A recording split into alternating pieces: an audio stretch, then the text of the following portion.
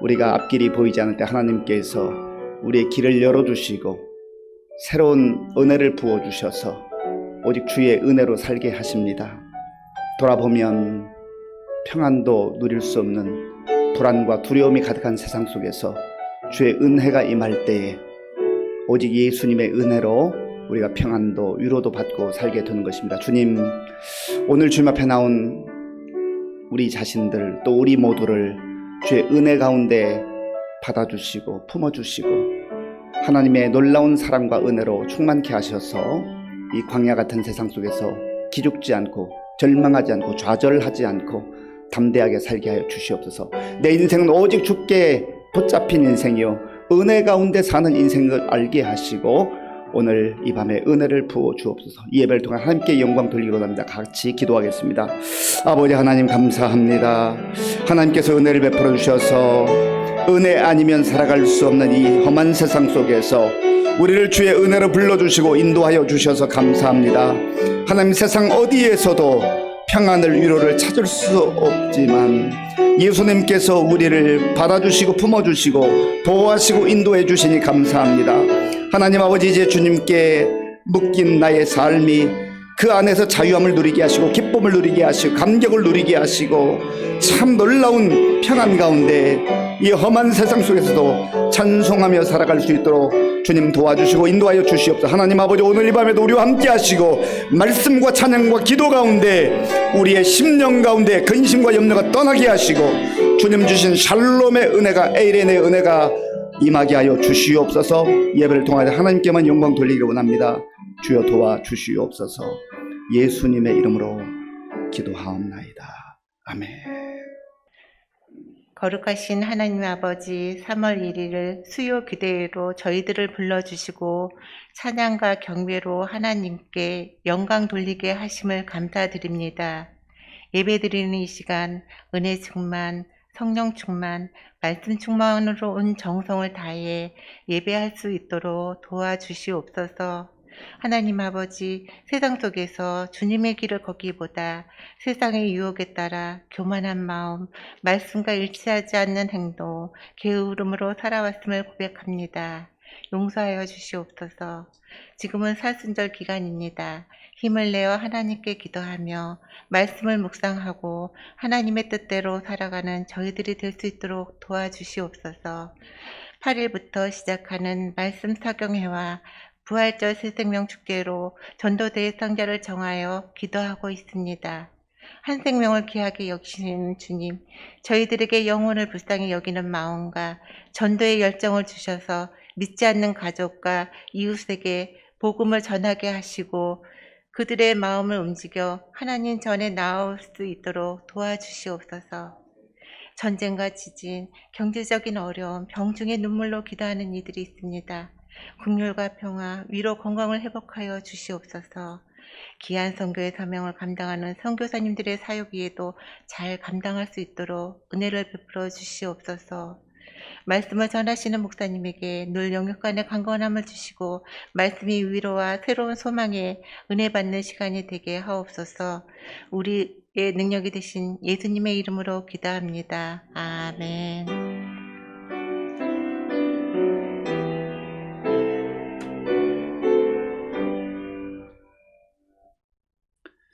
하나님께서 오늘 우리에게 주신 말씀은 고린도후서 5장 11절에서 21절까지입니다.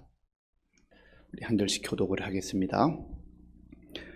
우리는 주의 두려우심을 알므로 사람들을 권면하거니와 우리가 하나님 앞에 알려졌으니 또 너희의 양심에도 알려지기를 바라노라.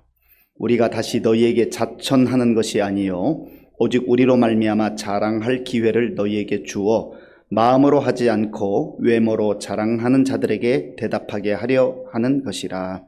우리가 만일 미쳤어도 하나님을 위한 것이요 정신이 온전하여도 너희를 위한 것이니 그리스도의 사랑이 우리를 강권하시는도다. 우리가 생각하건대 한 사람이 모든 사람을 대신하여 죽었은즉 모든 사람이 죽은 것이라. 그가 모든 사람을 대신하여 죽으심은 살아있는 자들로 하여금 다시는 그들 자신을 위하여 살지 않고 오직 그들을 대신하여 죽었다가 다시 살아나신 이를 위하여 살게 하려 함이라. 그러므로 우리가 이제부터는 어떤 사람도 육신을 따라 알지 아니하노라. 비록 우리가 그리스도도 육신을 따라 알았으나 이제부터는 그같이 알지 아니하노라. 그런즉 누구든지 그리스도 안에 있으면 새로운 피조물이라. 이전 것은 지나갔으니 보라 새 것이 되었도다.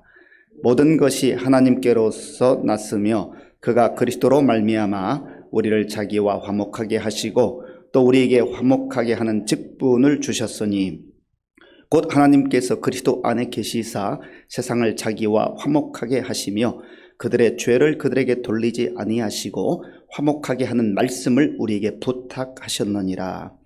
그러므로 우리가 그리스도를 대신하여 사신이 되어 하나님이 우리를 통하여 너희를 권면하시는 것 같이 그리스도를 대신하여 간청하노니 너희는 하나님과 화목하라. 하나님이 죄를 알지도 못하신 이를 우리를 대신하여 죄로 삼으신 것은 우리로 하여금 그 안에서 하나님의 의가 되게 하려 하심이라. 아멘. 우리 옆에 계신 분들, 앞뒤에 계신 분들 반갑게 웃으면서 인사하겠습니다. 반갑습니다. 잘 오셨습니다.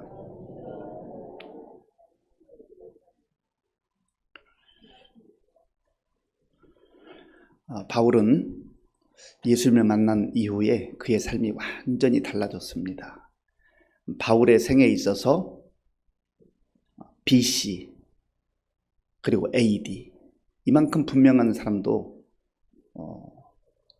많지는 않은 것 같습니다.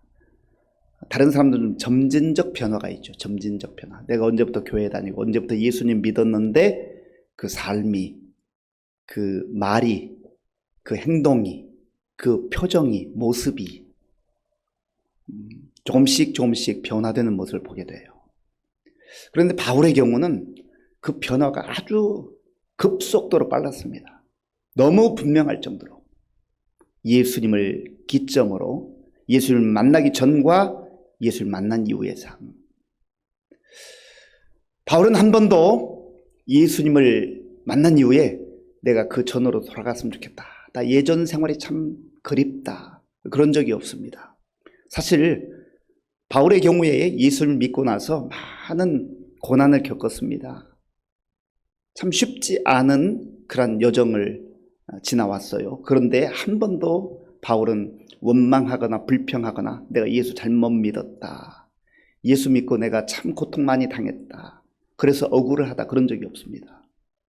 비록 그는 육신적으로는 고통도 당하고 어려움도 많이 당하고 또 굶기도 하고 매를 맞기도 하고 모욕을 당하기도 하고 욕을 먹기도 하고 감옥에 갇히기도 하고 또 죽을 고비를 여러 번 넘겼지만 그 어떤 상황 속에서도 내가 예수 잘못 믿었다. 그렇게 말한 적이 없습니다. 바울이 지금 고린도 교회 성도들에게 편지를 썼는데 고린도 교회 안에 거짓 교사들이 들어왔어요. 그래서 끊임없이 바울을 비방하는 겁니다. 바울은 사도가 아니라는 거죠. 하나님의 사람이 아니라는 거예요. 그러면서 오히려 거짓 교사들이 자기들이 진짜 교사인 것처럼 그렇게 행세를 했습니다. 그러니까 얼마나 답답한 노릇이겠습니까? 바울이 고린도 교회를 개척을 했거든요. 개척했기 때문에 그런 게 아니라 바울의 그 중심에는 오직 예수님으로, 오직 복음으로 충만했거든요. 그래서 바울이 오늘 11절에서는 내가 주님이 얼마나 두려운 분인가를 알고 있다. 그걸 고백합니다. 자, 본문 11절 말씀. 11절 함께 읽겠습니다. 우리는 주의 두려우심을 알므로 사람들을 권면하거니와 우리가 하나님 앞에 알려졌으니 또 너희의 양심에도 알려지기를 바라노라. 아멘. 우리는 주의 두려우심을 알므로. 바울이 편지를 쓰고 있지만 바울이 고린도 후서를 보낼 때 디모데의 이름과 더불어서 보냈습니다. 그러니까 우리라고 하는 복수를 사용하죠. 바울 그리고 디모데 복음의 사람들, 특별히 바울 자신의 신앙 고백입니다. 내가 주의 두려우심을 안다. 여기서 안다고 하는 것은 그저 지식적으로 아는 그 알을 말하는 게 아닙니다. 누구한테 전해 들은 것을 말하는 게 아니에요. 내가 직접 겪은 몸소 체험한 그 삶을 말하는 거죠. 특별히 이 주의 두려우심을 안다고 하는 이 고백은 사도행전 9장에 나오는 바울이 다메섹으로 가던 그 길에 예수님을 만난 사건을 말하는 것으로 보입니다. 그 당시에는 사울이라 일컬어졌죠. 사울이 대제사장의 공문을 가지고 예수 믿는 사람들을 붙잡기 위해서 멀리 다메섹까지 가는 겁니다. 그 열정이 얼마나 대단한지 몰라요. 그래서 예수 믿는 사람들을 박해하고 잡아오기 위해서 공문을 가지고 가는데 다메섹 근처에 이르렀을 때 하늘에서 찬란한 빛이 임했죠. 찬란한 빛. 햇빛과 비교할 수 없는, 태양과 비교할 수 없는 찬란한 빛이 임했어요. 그래서 바로 꼬꾸라집니다. 예수님은 빛이신 분이잖아요. 태양이 필요 없을 정도의 영광의 빛을 비추시는 분이에요. 그 빛 되신 주님 앞에 꼬꾸라졌죠. 그때 하늘에서 소리가 들리는데 사울아, 사울아, 네가 어찌하여 나를 박해하느냐? 어찌하여 나를 박해하느냐? 예수님께서 안타까운 마음으로, 탄식하는 마음으로, 그리고 사랑하는 마음으로 그렇게 부르시고 그를 만나주셨죠. 그때 예수님을 경험한 거예요. 깜짝 놀랐습니다. 아, 그리스도인들이 믿는 그 그리스도가 살아계시는구나. 그분이 바로 예수님이시구나. 그분이 메시아구나. 그분이 구주이시구나. 라고 하는 것을 그때 아주 뼛속 깊이 체험을 했습니다. 그 이후로 사울이라 일컫던 이 사람은 바울로 이름을 바꾸어서 곳곳을 다니면서 생명을 걸고 복음을 전하죠.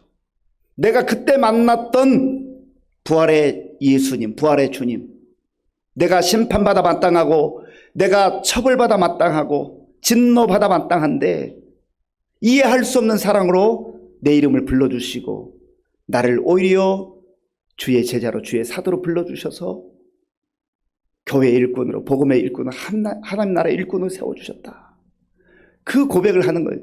우리가 주의 두려우심을 알므로 이 주님과의 인격적 만남, 내가 뼛속 깊이 주님이 나의 주님이시다, 나를 구원하신 주님이시다, 내가 받을 수 없는 그 사랑을, 십자가의 사랑을 나에게 주신 주님이시다 하는 이 고백이 있는 사람이 어떤 고난과 박해에도 불구하고 심지어 죽음을 불사하고 복음을 전한단 말이지요. 그러면 오늘 저와 여러분들 어떻습니까? 바울과 디모데가 고백하는 것처럼 우리가 혹은 내가 주의 두려우심을 알므로 내가 처음적으로 만난 주님, 그 주님과의 인격적 만남과 그리고 그 이후에 지속되는 교제가 있냐 말이지요. 그러면 때로는 오해를 받고 때로는 억울한 일을 당하고 때로는 모함을 당하기도 하고 복음을 위해 사는데 바울이 무슨 나쁜 짓을 했습니까? 아니잖아요. 오직 주의 진리만을 증거하는데도 불구하고 거짓 교사들이 들어와서 그렇게 바울을 모욕하고 또 이 교회로부터 분리시키려고 그런 악한 일들을 행할 때에 바울은 자기 신앙 고백을 하는 거예요. 나는 주의 두려우심을 안다. 주님을 만났다 하는 거죠. 그리고 나의 이 주님을 두려워하는 마음과 내가 주님을, 예수님을, 부활하신 예수를 만난 이것은 하나님도 아신다. 하나님도 아시고 또 너희들도 알지 않느냐. 간증하는 거예요. 신앙 고백하는 거죠. 그리고 바울은 계속해서 말합니다. 이것은 그저 외형적으로 드러나는 신앙의 열심과 어떤 그런 모습이 아니라는 거예요. 내면 깊이 새겨져 있는 그 누구도 지울 수 없는 사랑의 흔적, 은혜의 흔적이라는 거죠. 그래서 이것을 고린도 교회 성도들이 분별력을 가지고 바라볼 때에 야, 이 사람이 진짜구나. 이 사람이 정말 복음의 사람이구나. 그리스도의 제자요, 그리스도의 사도구나 하는 것을 그들이 알 수 있다고 하는 것을 말해주고 있는 겁니다. 12절을 제가 읽어보겠습니다. 12절입니다. 우리가 다시 너희에게 자천하는 것이 아니요 오직 우리로 말미암아 자랑할 기회를 너희에게 주어 마음으로 하지 않고 외모로 자랑하는 자들에게 대답하게 하려 하는 것이라. 아멘. 우리가 다시 너희에게 자천하는 것이 아니요, 우리가 우리를 알아달라고 자기들 스스로를 추천하는 게 아니라는 거죠. 주님께서 은혜를 베풀어 주셔서 그저 묵묵히 그 사명을 감당하고 있으니 그것을 교회가, 성도들이 알아야 한다는 것이죠. 그리고 진리 편에 서고 복음의 편에 서고 거짓과 짝하지 말라는 것입니다. 그리고 거짓 교사들은 외형적으로는 화려할 수 있고 외형적으로는 대단해 보일 수 있지만, 그러나 바울이 말하는 것은 마음으로 하지 않고 외모로 자랑하는 자들, 이 사람들이 바로 거짓 교사들이에요. 마음에는 믿음도 없어요. 마음에는 복음도 없어요. 그저 종교 생활로 무장하고 종교 생활로는 화려하게 거치를 하고 있지만, 그러나 마음에 성령의 은혜도 없고 복음의 감격도 없고 주님을 만난 은혜의 흔적도 없는 그저 외적으로만 열심인 사람들, 거짓 교사들, 거기에 속아 넘어가지 말라는 거죠. 그리고 오히려 복음의 사람을, 또 은혜의 사람을, 성령에 사로잡혀 사는 그 사람들을 영적으로 분별하는 게 중요하다는 겁니다. 오늘 우리에게도 마찬가지예요. 오늘 이 시대 속에 어떤 교회들은 교회라고 다 이름이 붙어 있고 성경 찬송 가지고 다니니까 이게 진짜인지 가짜인지 분별하기 어려운 경우들이 있어요. 참 영적으로 혼란한 시대예요. 그래서 우리가 영적 분별력이 참 중요합니다. 진짜를 진짜로 아는 사람은 가짜에 넘어가지 않아요. 진짜가 이게 희미하게 되면 이게 진짜인가 저게 진짜인가 혼돈이 되는 것이죠. 진리이신 예수님과의 친밀한 교제와 교통 가운데 우리가 인격적 만남을 지속적으로 행해 나갈 때에 우리는 진짜를 붙들고 살아가게 되고, 그래서 더 이상 가짜에 현혹되지 않는다고 하는 것이죠. 심지어 바울은 내 모든 전 인생을, 내 마음을 다 쏟아부어서 하나님 나라와 하나님 복음을 위해서, 그리고 교회를 위해서, 심지어 내가 미쳤다 할지라도, 그런 소리를 듣는다 할지라도 내 중심에는 오직 예수, 오직 복음, 오직 교회, 오직 하나님 나라가 있다고 하는 것을 말합니다. 그 내용이 13절과 14절에 있습니다. 13절과 14절을 우리 함께 읽겠습니다. 우리가 만일 미쳤어도 하나님을 위한 것이요 정신이 온전하여도 너희를 위한 것이니 그리스도의 사랑이 우리를 강권하시는도다. 우리가 생각하건대 한 사람이 모든 사람을 대신하여 죽었은즉 모든 사람이 죽은 것이라. 아멘. 우리가 만일 미쳤어도 하나님을 위한 것이요. 저 사람 미쳤나 봐. 어떻게 저렇게 살아. 시간 사용하는 것도, 물질 사용하는 것도, 인생을 살아가는 것도 하나님을 향해서 미치는 것은 제대로 미친 거죠. 우리가 하나님을 향해서 신앙생활할 때, 우리의 인생을 살아갈 때 난 한 50% 정도 하면 되겠지. 하나님 50% 정도 사랑하고 세상 50% 사랑하고 그만큼만 해도 다른 사람보다 좀 괜찮은 것 같아요. 20%나 30%에 비하면 훨씬 더 열심도 있고 잘하는 것 같잖아요. 그런데 하나님은 우리에게 50%의 사랑을 원하지 않아요. 100%의 사랑을 원하십니다. 왜냐하면 하나님이 우리를 100% 사랑하시거든요. 그런데 우리는 그저 적당하게 자꾸 하려고 해요. 50%? 그것도 많지. 한 30%만 해도 잘하는 거야. 스스로 안위하는 거죠. 하나님께서 우리를 사랑하실 때 50%의 사랑만으로 사랑하지 않아요. 하나님 우리를 100%의 사랑으로 사랑하세요. 그래서 이 100%의 사랑이 무엇인지를 아는, 십자가의 그 사랑과 은혜를 아는 사람은 내 인생 다 드리면서도 기뻐하고 내 인생 드리면서도 감사하고 그렇게 살아가는 것이죠. 그래서 바울이 미쳤다는 얘기를 듣는 거예요. 그런데 미쳐도 제대로 미쳐야 되는 거죠. 하나님을 향해서 온전히 100%를 드리는 인생, 그리고 그것이 자기 자신을 위한 것이 아니라 오히려 교회와 성도들을 위한 것이었다는 거죠. 제가 13절을 다시 한번 읽겠습니다. 우리가 만일 미쳤어도 하나님을 위한 것이요 정신이 온전하여도 너희를 위한 것이니. 자기를 위한 것은 없어요. 자기 중심적 삶이 아니에요. 자기의 이익을 취하는 그러한 신앙이 아니란 말이죠.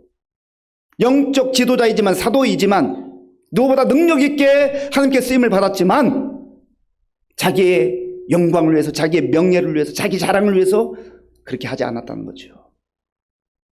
미쳤다는 소리를 들어도 하나님의 영광을 위해서, 하나님 나라를 위해서, 그리고 고난 당하고 모욕을 당하고 때로는 수모를 당하면서도 교회를 세우고 성도들을 세우기 위해서 그렇게 사역했다고 하는 겁니다. 어떻게 이렇게 할 수 있어요? 그리스도의 사랑이 우리를 강권하시는도다. 그리스도의 사랑 때문에 100%의 사랑, 하나님께서 허락하신 그 사랑, 십자가의 사랑,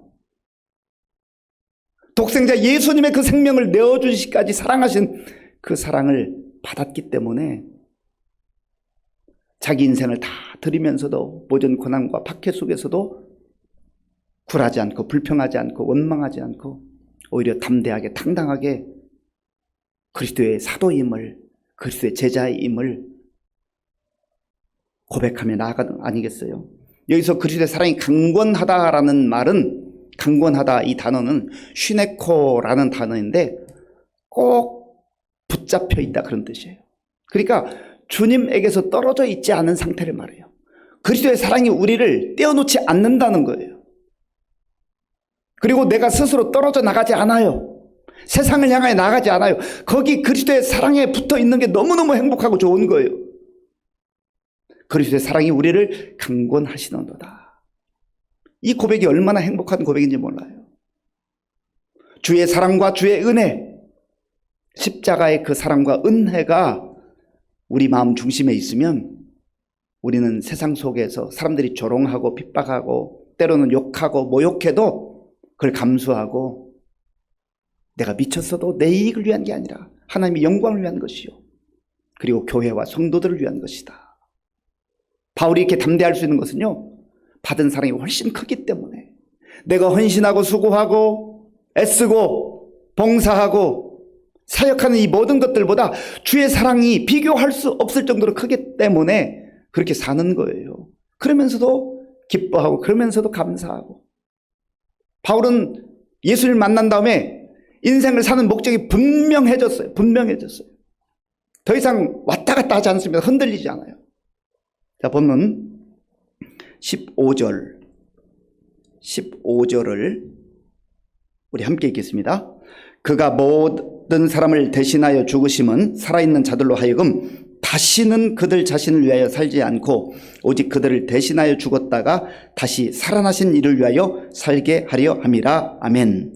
그가 모든 사람을 대신하여 죽으심, 그는 누구입니까? 예수님이에요. 그리스도, 예수님이, 그리스도께서 모든 사람을 대신하여 죽으심은, 대신하여 죽었다는 것은 내가 그 자리에 죽었어야 한다는 거예요. 죄 때문에 내가 십자가에 달려 처절하게 심판과 진노를 받아야 될 그러한 사람이었는데 예수님이 저 여러분들을 살리기 위해서 대신 달리셨다는 거, 대신 죽으셨다는 거죠. 왜 그렇습니까?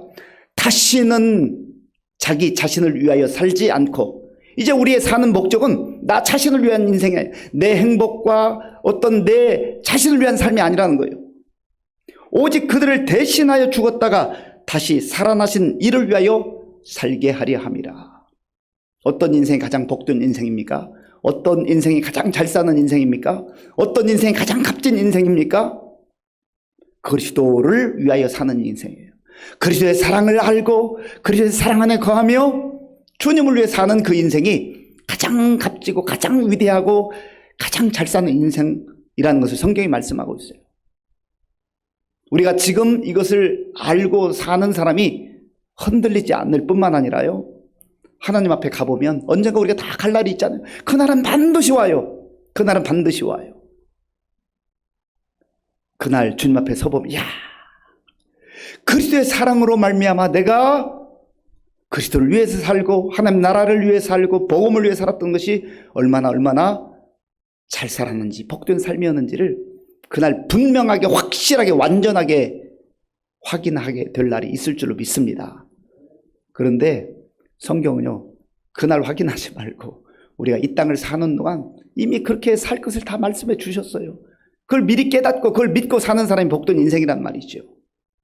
그때 가서 깨달으면 너무 늦어요.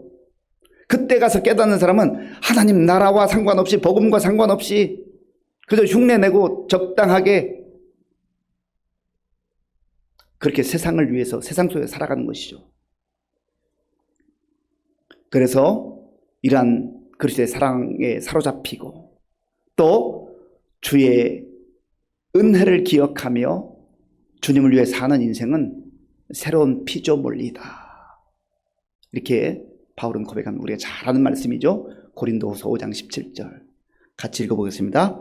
그런즉 누구든지 그리스도 안에 있으면 새로운 피조물이라 이전 것은 지나갔으니 보라 새 것이 되었도다. 아멘.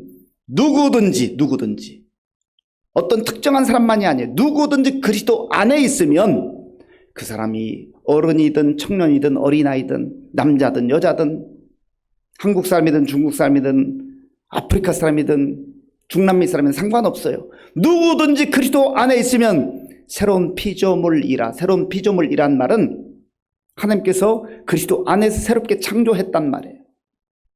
그리스도와 연합된 사람이라는 거예요. 이제는 그리스도와 접붙임 바 되어서 그리스도로부터 생명을 공급받고 살았는 새로운 존재라는 거예요. 그렇기 때문에 이제는 자기 중심적 삶이 아니에요.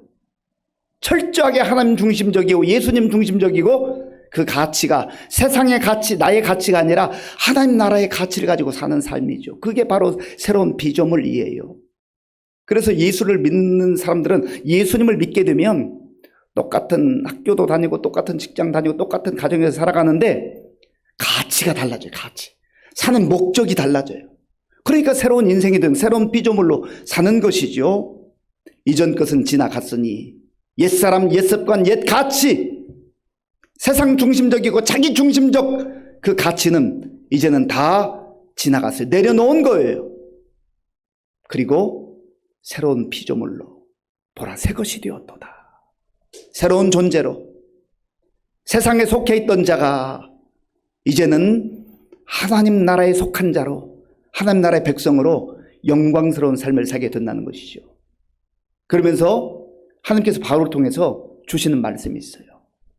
그리스도가 이 땅에 오셔서 하나님과 우리 사이에 가로막혀 있던 이 담을 헐어버리시고 화목의 제물이 되셨던 것처럼 저와 여러분들이 그리스도를 구주로 영접하고 새로운 피조물이 되어 새로운 존재로 살아간다면 세상에 나가서 화목하게 하는 직분을 맡은 자답게 살아가야 한다는 거예요. 무슨 말씀입니까? 하나님과 완전히 죄의 담이 쌓여 있어서 숨막히는 인생, 영적으로 죽어 있는 그런 삶을 살아간 사람들에게 우리가 나아가서 하나님과 연결고리, 화목하게 하는, 하나님과 죄 때문에 원수되었던 사람들에게 우리가 나아가서 예수님처럼 십자가를 짊어지고 화목하게 하는 연결고리를 만드는 삶을 살아야 한다는 것입니다. 얼마나 놀라운 일이에요. 그런데 화목하게 하는 직책을 할 때는요, 이 사명을 감당할 때는 얼마나 많은 희생이 따라오는지, 십자가 희생이 따라오는. 그래서 예수님께서 아무든지 나를 따라오려거든 자기를 부인하고 자기 십자가를 지고 나를 쫓을 것이라 말씀하셨잖아요. 그런데 우리가 여기서 한 가지 기억할 것은 하나님께서는 예수 그리스도의 희생과 예수 그리스도의 죽음을 통해서 하나님과 우리 사례를 연결시켜 주시고 화목하게 하는 그런 은혜를 베풀어 주셨는데 우리가 나아가서 그 사람과 하나님을 알지 못한 사람과 하나님과 연결시키는 십자가의 희생의 삶을 살지는 못할 망정 오히려 하나님께 나아오려고 하는 사람을 내가 가서 방해하거나 거침돌 혹은 걸림돌이 되는 경우가 있단 말이죠. 왜 그렇습니까? 자기중심적이기 때문에. 예수를 믿는다고 하면서도 여전히 세상 가치를 가지고 살기 때문에, 자기가 영광을 취하려고 하기 때문에, 자기 이익을 취하려고 하기 때문에 그러한 인생은 새로운 피조물이 될 수 없어요. 새로운 피조물로 살 수 없어요. 이름은 새로운 피조물이지만 그 삶의 내용은 여전히 옛사람의 삶을 사는 그러한 존재에 불과하다는 거죠. 그러면 하나님의 영광을 가리우기도 하고 오히려 하나님 앞에 인도해야 될 화목하는 직분을 감당해야 될 우리가 오히려 걸림돌이 될 수도 있다는 것이죠. 그러면 얼마나 불행한 거예요. 사랑하는 성도 여러분, 바울은 예수님을 만난 이후에 그의 삶이 완전히 달라졌습니다. 예수를 만났던 그 두려운 경험, 두려워하고 경외하는 경험, 단순히 무서워하는 의미에서의 두려움이 아니라 경외함이 극치에 달하는 그 두려움을 말하는 거예요. 그리고 그 두려움은 그의 마음속에 십자가의 사랑과 은혜를 얼마나 충만하게 부어줬는지 몰라요. 그래서 거기에 붙잡힌 바 되어서 이제는 자기 자신을 위해 살지 않고 오직 하나님 나라를 위해서, 복음을 위해서, 교회를 위해서, 그리스도를 위해서 삶으로 새로운 피조물로 산다고 고백하지 않습니까? 바울만 그렇게 살아야 되는, 아니에요. 오늘 우리에게 주신 사명이기도 하고 특권이기도 합니다. 저와 여러분들도 예수님 안에서 새로운 피조물이 된 줄로 믿습니다.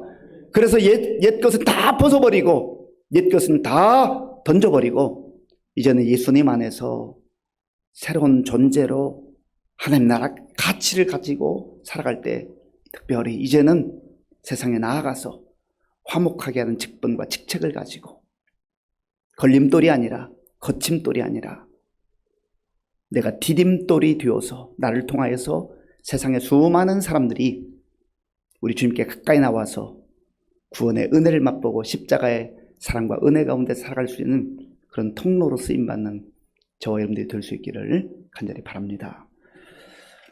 우리 말씀을 생각하면서 같이 기도하겠습니다.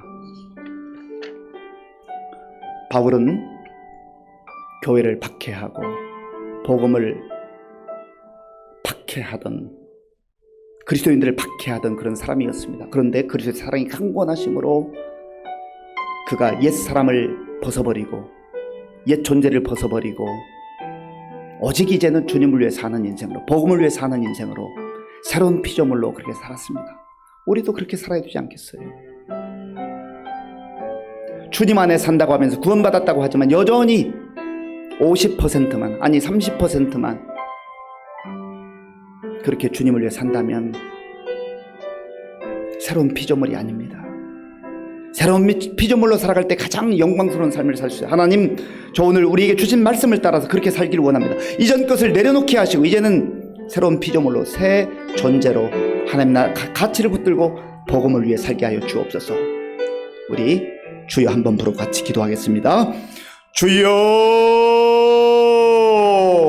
아버지 하나님 감사합니다. 하나님께서 은혜를 베풀어 주셔서 오늘 이 밤에 주님 앞에 나오게 하시고 또 말씀 듣고 기도할 수 있도록 인도하여 주셔서 감사합니다. 하나님 아버지, 바울은 또한 디모데는 예수님을 만난 이후에 저들의 삶이 철저하게 복음으로 무장하고 복음의 열정으로 곳곳을 다니면서 하나님 나라를 전하고 복음을 전했습니다. 하나님 아버지여, 그리스도의 사랑이 정말로 강력하게 붙들어 주심으로 말미암아서 시련과 역경과 환난 속에서도 굴하지 아니하고 오직 복음을 위해서, 교회를 위해서, 또 주님을 위해서, 성도들을 위해서 수고하며 또 애쓰며 헌신하는 삶을 살았습니다.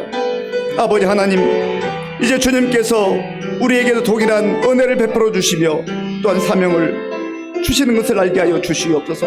하나님 아버지, 우리가 정말로 이 세상에서 잘 사는 삶은 나를 위한 삶이 아니요, 나 중심적 삶이 아니요, 그리스도 중심적 삶이요, 그리스도를 위해 사는 것을 알게 하시고, 하나님 아버지, 우리 마음속에 주의 복음을 깊이 새기게 하시고 복음으로 무장하게 하시고 복음을 위해 살아가는, 주님을 위해 살아가는, 하나님 나라를 위해 살아가는 우리 모두가 될 수 있도록 인도하여 주시옵소서.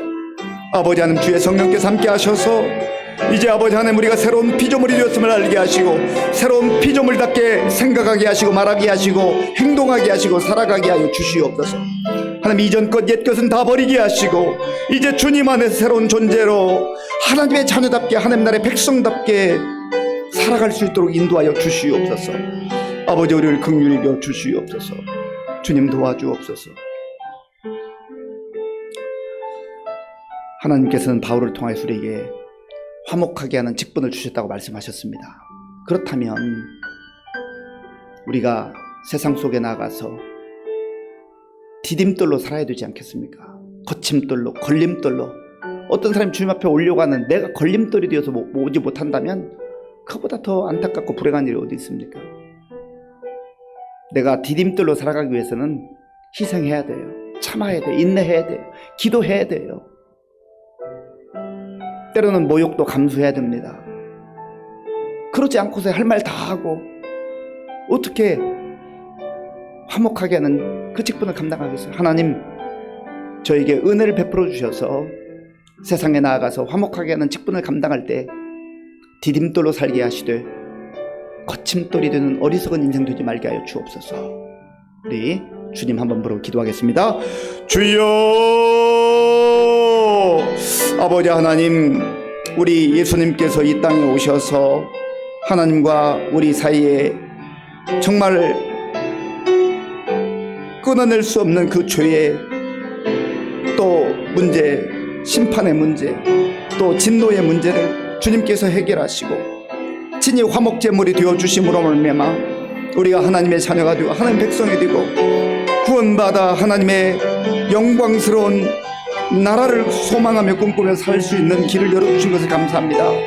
아버지 하나님, 주님께서는 우리에게 화목하게 하는 말씀을 허락하시고 우리에게 주시며 또한 화목하게 하는 직분을 주셨다고 말씀하셨습니다. 하나님 아버지요, 우리가 세상에 나아가서 주의 자녀들로, 주의 제자들로 살아갈 때에 하나님 아버지 화목하게 하는 직분을 잘 감당할 수 있도록 도와주옵소서. 예수님께서 십자가를 지시 않았다고 한다면 우리가 어떻게 하나님과 화목하게 되올 수가 있었겠습니까? 하나님 아버지, 우리가 십자가를 지지 아니하고 우리가 희생하지 아니하고 인내하지 아니하고 그렇게 살아가면 그 사명 감당할 수 없습니다. 주여, 우리를 불쌍히 여겨주시고 맡겨주신 사명 잘 감당할 수 있도록 도와주시고 무엇보다도 하나님 아버지의 십자가를 짊어지고 나아가서 복음을 위해 살아가는 가운데 우리의 삶을 통하여서 많은 사람들이 주께로 돌아오는 놀라운 역사가 나타나게 하시고 구원의 역사가 나타날 수 있도록 주님 도와주시고 인도하여 주시옵소서. 아버지 함께하여 주옵소서. 이 시간 우리 교회와 성도님들 위해서 기도하겠습니다. 우리 교회 많은 어르신들 영육반에 강건하게 붙들어 달라고 기도하시고 우리 환우들이 많이 계십니다. 우리 환우들을 위해서 기도해 주시고 또 다음 세대를 위해서도 기도해 주시고 우리 다음 주 수, 목, 금 말씀 사경일을 위해서 기도하고 있는데 강사로 오신 우리 최규명 목사님 성령 충만하게 말씀의 권세와 능력을 달라고 기도하시고 또 우리 말씀을 받는 우리 성도들 마음을 잘 준비할 수 있도록 기도하시고 또 이번 기회에 우리 자신이 참여할 뿐만 아니라 믿음이 연약해져 있는 분들 또 믿음이 중단되어 있는 분들 이번 기회에 또 전도의 대상자들을 우리가 초청해서 함께 왔으면 좋겠고요. 할 수만 있으면 우리 청년들, 청소년들, 어린아이들도 좀 와서 말씀을 들었으면 좋겠습니다. 하나님, 우리 교회 가운데 이런 놀라운 말씀의 역사와 능력이 나타날 수 있도록 우리 함께 주여 한번 부르고 기도하겠습니다. 주여, 아버지 하나님 감사합니다. 우리 교회를 사랑하시고 지금까지 주의 은혜로 인도해 주신 것을 감사합니다. 하나님 아버지, 주의 성령께서 함께 해주셔서 우리 교회가 주의 은혜 가운데 왔사오니 앞으로도 계속 주의 은혜가 머무르게 하시고 주의 영광이 나타나는 교회가 될 수 있도록 인도하여 주시옵소서. 하나님 아버지여, 우리 교회 많은 어르신들 일꾼에 강건케 하여 주옵소서. 하나님, 주의 성령께서 함께 해주셔서 노년이 평안케 하시고 육신의 건강도 지켜주시고 무엇보다도 믿음을 지켜주셔서 믿음이 약해지지 않게 하시고 세월이 흘러갈수록 하나님 아버지 육신은 아버지 하나님 후패하나 그러나 하나님 아버지여 정말로 그 믿음이 견고해지게 하시고 아버지여 그 영혼이 아름다워지게 하시고 주님을 더욱 사모하며 하나님 나라를 아버지 믿음으로 소망하며 살아갈 수 있도록 인도하여 주옵소서. 하나님 아버지, 우리 교회 많은 환우들이 있습니다. 주여 긍휼을 베풀어 주옵소서. 속히 주께서 회복시켜 주시옵소서. 하나님이 우리 강릉 장로님, 우리 전원장원사 이유경 성님, 김홍목 아버지 하나님, 우리 김예원사 박준하십니다. 하나님 기억하시고 붙잡아 주시옵소서. 아버지께서 도와주셔서 속히 회복되게 하여 주옵소서. 하나님 아버지, 또한 이 청년의 어머니를 기억하시고 아버지는 빠져나가게 하시고 하나님 도우심 가운데 회복의 속도가 빨라질 수 있도록 주님 도와주옵소서. 하나님 아버지, 우리 교회 다음 세대를 위해 기도합니다. 우리 청년들과 청소년과 어린아이들 가운데 함께 하시며 저들이 말씀으로 잘 훈련받게 하시고 양육되어져서 장차 교회와 나라 민족을 위해서 귀하게 쓰임받는 일꾼들로 세워주옵소서. 하나님 아버지, 다음 주 이제 8일부터 10일까지 우리가 말씀 사경으로 아버지 정말 준비하고 있습니다. 하나님 도와주옵소서. 아버지, 강사로 우리 최규명 목사님을 붙들어 주시고 성령 충만하게 하시고 말씀의 권세와 능력을 허락하여 주시옵소서. 하나님 아버지, 우리 모든 성도들 가운데 함께 하시고 사모하는 마음을 주시고 기대하는 마음을 주시고 준비하는 마음을 주시고 우리가 기도로 잘 준비하게 하시고 하나님 아버지, 이번에 정말로 하나님 말씀의 능력이 나타나게 하시고 주의 능력이 나타나게 도와주시옵소서. 하나님, 우리 주변에 또한 믿음이 연약해져 있는 분들, 믿음이 중단되어 있는 분들, 아버지, 또한 우리 이웃에 있는 아버지, 우리 가족 중에 또한 주님을 알지 못하는 사람들, 아버지, 우리가 초청해서 함께 말씀 듣고 은혜 받고 아버지 놀라운 주의 백성들로 살아갈 수 있도록 주님 도와주시고 인도하여 주시옵소서. 아버지 함께 주옵소서. 주님 도와주옵소서. 이 시간 나라와 민족을 위해서 기도하겠습니다. 여러 가지 전 세계적 위기, 글로벌 위기 가운데 우리도 여전히 그 위기 가운데 있습니다. 하나님 도와주셔서 정말 이 위기를 잘 극복할 수 있도록 위해서 기도하시고 이 땅의 지도자들을 위해서 기도해 주시기 바랍니다. 오늘은 특별히 3.1절 104주년 되는 기념일이었는데 우리나라와 민족이 어려울 때 생명을 걸고 독립을 위해 싸웠던 그런 우리 선조들의 그 희생 우리가 기억해야 되겠습니다. 또한 우리가 이 시대에 나라와 민족을 위해서 기도하는 교회, 나라와 민족을 위해서 기도하는 성도들이 되어야겠습니다. 우리 주님 한번 부르고 나라와 민족을 위해서 같이 기도하겠습니다. 주여, 아버지 하나님 감사합니다. 이 시간 우리 나라와 민족을 위해서 마음을 합하여 기도합니다. 주여 도와주옵소서. 주님 붙잡아 주옵소서. 주의 성령께서 우리나라와 민족을 지금까지 보호하시고 인도해 주신 것을 감사합니다. 하나님 아버지여, 주께서 베푸신 은혜를 기억하게 하시고 하나님을 경외하는 이 백성 되게 하시고 하나님의 은혜를 사모하는 백성 되게 하시고 하나님 말씀 가운데 하나님을 경외하며 나아가게 하여 주시옵소서. 하나님 아버지, 이 땅의 지도여 불쌍히 여겨주시고 하나님을 두려워하게 하시고 하나님 아버지여, 하나님 앞에서 겸손하게 무릎 꿇고 주의 지혜를 구하게 하시고 하나님 아버지여, 주의 뜻에 합당하게 맡겨진 일을 잘 감당할 수 있도록 이 백성들을 사랑하며 국민들을 위해서 일을 쓰는 지도자들로 세워주옵소서. 하나님 아버지, 전 세계적으로 많은 위기가 있습니다. 주여 불쌍히 긍휼히 여겨 주옵소서. 하나님 도와주시기를 원합니다. 아버지 하나님이 또한 원하옵나니 이제 아버지 하나님, 오늘 이제 104주년 3.1절 기념일입니다. 주여 나라와 민족을 위해서 헌신하며 수고했던 귀한 우리 그 희생정신을 기억하게 하시고 우리도 나라와 민족을 사랑하며 아버지 나라와 민족을 위해 기도하는 교회가 되게 성도들일 수 있도록 주님 도와주시고 인도하여 주옵소서. 주여 함께하여 주옵소서. 우리 마지막으로 한 가지만 더 기도하겠습니다. 우리 튀르키예와 시리아 지진으로 인해 고난당하는 분들을 위해서 기도하시고 또 각자의 기도 제목을 가지고 기도하고 제가 마무리하겠습니다. 아버지 하나님, 이 시간 우리 고통당하는 튀르키예와 시리아 사람들을 위해서 기도합니다. 하나님 아버지, 강진으로 인해서 이미 많은 사람들이 죽었고 지금도 여전히 고통 가운데 있고 복구 작업 가운데 있습니다. 아버지 하나님 불쌍히 여겨 주시옵소서. 눈물 흘리며 고통 가운데 있는 그들을 불쌍히 여겨 주시옵소서. 하나님 도와주시옵소서.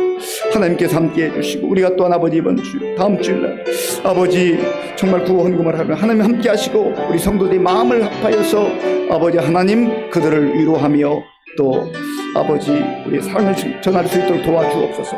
하나님 아버지, 우리 각자가 하나님 앞에 나와서 기도하는 우리 제목을 들어 응답해 주시고 우리 성도님들 힘들고 어려울 때마다 주의 은혜를 구하게 하시고 주님을 기도하게 하시고 하나님의 신 가운데 승리하며 살아갈 수 있도록 주님 도와주옵소서. 아버지 함께해 주옵소서. 주님 도와주옵소서. 아버지 하나님 감사합니다. 오늘 우리에게 주신 말씀 마음에 기억하며 그리스도의 사랑에 붙잡힌 바 되어서 새로운 피조물답게 살아가게 하시고 세상 속에서 우리의 짊어져야 될 십자가를 짊어지고 화목하게 하는 직분자들로 살아갈 수 있도록 인도하여 주시옵소서. 예수님의 이름으로 기도하옵나이다. 아멘. 주보를 참조하시고요. 이제 말씀 사경회 다음 주 수목금 3일 동안 있습니다. 위에서 기도 계속 해주시고 또 많은 우리 성도님들 또 주변의 사람들을 초청해서 은혜의 잔치가 될 수 있길 바랍니다. 그리고 돌아오는 주일 3월 5일과 12일에는 튀르키예와 또 시리아 지진으로 고통당하는 사람들을 위해서 구호 헌금을 하겠습니다.